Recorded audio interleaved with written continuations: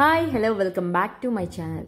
ఈరోజు ఇంకో కొత్త రెసిపీతో నేను మీ ముందుకు వచ్చేసాను. ఈరోజు మన స్పెషల్ ఏమి అంటే కర్ణాటక స్టైల్ దొన్నె బిర్యానీ అన్నమాట. కర్ణాటకలో ఇది చాలా ఫేమస్ బిర్యానీ, చాలా టేస్టీగా ఉంటుంది, చాలా యమ్మీగా కూడా ఉంటుంది. దీనికోసం మనం ఇప్పుడు ప్రాసెస్ అనేది చూసుకుందాం కదండి.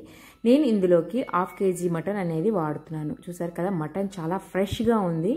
ఈ మటన్ని మనం బాగా కొద్దిగా పసుపు వేసుకొని బాగా క్లీన్ చేసుకొని పక్కన పెట్టుకోవాలి. ఇప్పుడు మనం దీనికి కుక్కర్లో విజిల్కి పెట్టేద్దాం. విజిల్ కోసం మనం అవసరమయ్యే బిర్యానీ దినుసులన్నీ ఇందులో వేసుకొని అన్నీ వేసుకున్న తర్వాత ఇందులోకి మనం ఒక ఉల్లిపాయ 1/2 ముక్క, ఒక 4 వెల్లుల్లి రెబ్బలు, ఒక 2 పచ్చిమిరపకాయలు, చిన్న అల్లం ముక్కను కూడా చిత్తగొట్టుకుని వేసుకొని 2 గ్లాసుల వాటర్ వేసుకొని ఇందులోకి మనం మటన్ అనేది చప్పగా ఉండకపోవడం కోసం దీనిలో ఒక టేబుల్ స్పూన్ సాల్ట్ని కూడా వేసి కుక్కర్ని ఒక 4 విజిల్స్ వచ్చేంత వరకు స్టవ్ మీద పెట్టుకొని విజిల్స్ రానివ్వాలి. అలా విజిల్స్ వచ్చిన తర్వాత కుక్కర్ చల్లారిన తర్వాత మనం ఇలా మటన్ని దాని వాటర్ని కూడా ఇలా సపరేట్ చేసుకోవాలి అనమాట. మటన్ అంతా స్ట్రెయిన్ చేసుకుని పక్కన తీసుకొని ఆ వాటర్ అనేది పక్కన పెట్టుకోవాలి. నేను ఈరోజు బిర్యానీ కోసం 1 గ్లాస్ రైస్ అనేది వాడుతున్నాను. దాన్ని నేను 1/2 అవర్ ముందు బాగా క్లీన్ చేసుకుని ఒక పక్కన నానబెట్టుకుని ఉంచుకున్నాను. ముందు దొన్నె బిర్యానీ కోసం మనం మసాలా అనేది ప్రిపేర్ చేసుకోవాలి. దీనికోసం మనం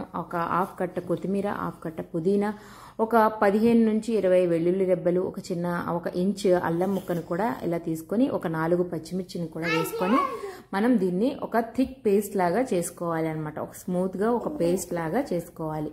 ఇప్పుడు ఈ పేస్ట్ అనేది మనం పక్కన పెట్టుకుందాం.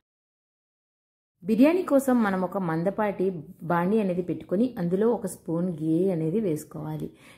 గీ కొద్దిగా కరిగిన తర్వాత అందులోకి మనం ఆయిల్ కూడా యాడ్ చేసుకొని మనం బిర్యానీలోకి ఏవైతే స్పైసెస్ వాడతామో అవన్నీ కూడా వేసుకొని 2 ఆకులు కూడా వేసుకొని బిర్యానీ ఆకులు కూడా వేసుకొని వాటిని కొద్దిగా వేగిన తర్వాత ఒక పెద్ద ఉల్లిపాయని ఇలా పొడుగ్గా కట్ చేసుకొని ఇందులో వేసుకోవాలన్నమాట.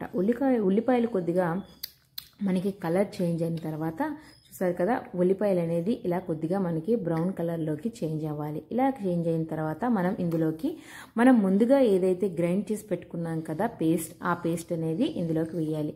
ఇలా మనం అన్ని పచ్చివి వాడాం కదా, ఆ పచ్చివాసన పోయేంత వరకు మనం ఈ పేస్ట్ అనేది బాగా ఫ్రై చేసుకోవాలి. చూసారు కదా, పేస్ట్ అనేది బాగా పచ్చివాసన పోయిన తర్వాత ఇందులో ఒక మీడియం సైజ్ టమాటాని కూడా ఇలా పొడుగు ముక్కలుగా కోసుకొని ఇలా వేసుకోవాలి. టమాటా వేగంగా మగ్గిపోవడం కోసం మనము ఇందులోనే ఉప్పును కూడా వేసుకోవాలి. ఇది మనం ముందు మటన్లో కూడా కొద్దిగా ఉప్పు వేసుకున్నాం కదా, దానికి సరిపడా చూసుకొని బిర్యానీలోకి మనం ఎంత ఉప్పు అయితే పడుతుందో అందులోకి వేసుకోవాలి.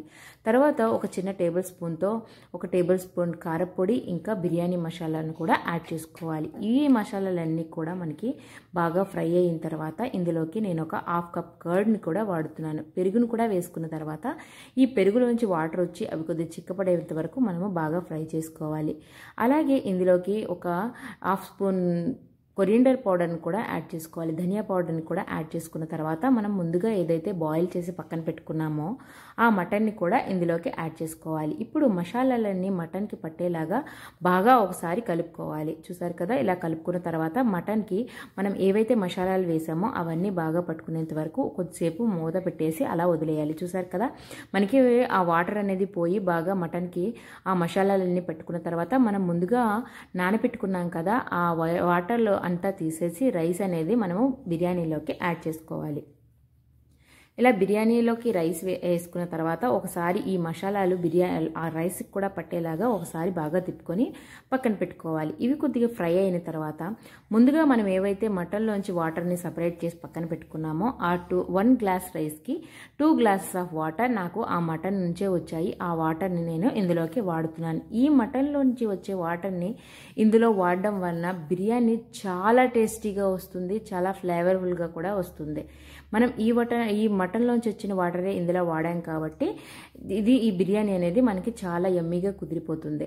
చూసారు కదా, ఇలాగా ఏదైనా మూత పెట్టుకొని దానిలో ఆవిరి బయటకు పోకుండా ఏదైనా బరువుగా దాని మీద పెట్టాలి. మధ్య మధ్యలో ఒకసారి ఇలా చూసుకుంటూ తిప్పుకుంటూ ఉండాలి. చూసారు కదా, అడుగంటే ప్రమాదం ఉంటుంది కాబట్టి ఇలా ఒకసారి తిప్పుకుంటూ మళ్ళీ కలుపుకొని మూత పెట్టేయాలి. ఫైనలీ మనకి కొద్దిగా రెడీ అయిపోయింది అనే ముందు మనకి రైస్ అనేది ఒక 95% కుక్ అయిపోయిన తర్వాత తీసుకొని మనం ఇలా ఇంకొక టేబుల్ స్పూన్తో ఘీ తీసుకొని దాన్ని పైన అలా చల్లుకొని ఇంకోసారి మూత పెట్టేసి గ్యాస్ ఆఫ్ చేసేయడమే అయిపోయిందండి. ఫైనల్లీ మనకి దొన్నె బిర్యానీ అయితే రెడీ అయిపోయింది. చూసారు కదా ఆ కలర్ కానీ ఆ కుకింగ్ ఆ రైస్ ఉడకడం కానీ ఎంత టేస్టీగా ఉంది అంటే అది నేను నిన్న తిన్నా కూడా ఇప్పుడు చూస్తుంటే మళ్ళీ నాకు నోట్లో నుంచి నీళ్ళు వస్తున్నాయి. అంత టేస్టీగా కుదిరింది మన దొన్నె బిర్యానీ అనేది. దొన్నె బిర్యానీలోకి చాలా చిన్న రైస్ని వాడతారు, అందుకే చాలా గుండగా ఉంటుంది. ఇప్పుడు దీన్ని నేను నీట్గా మటన్ కర్రీతో విత్ పెరుగు చట్నీతో సర్వ్ చేసుకొని తింటున్నాను. నిజంగా చాలా చాలా టేస్టీగా వచ్చింది బిర్యానీ. నేను చేశానని కాదు, నాలాగే మీరు కూడా ఇలా ఒకసారి ట్రై చేసి చూడండి. ఎంత యమ్మీ ఫుడ్ని ఎంజాయ్ చేయగలుగుతారో మీకే తెలుస్తుంది. ఇదేనండి ఇవాల్టి మన వీడియో. Thank you for watching. Bye.